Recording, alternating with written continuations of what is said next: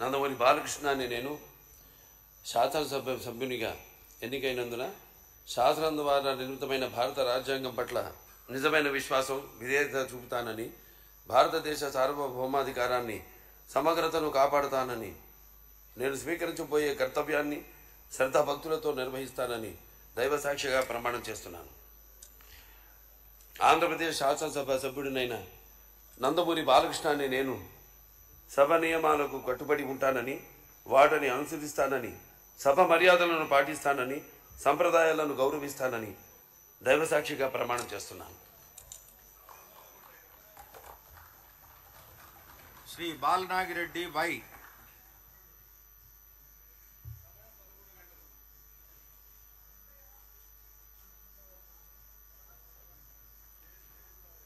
Shri Balaraju Chirri.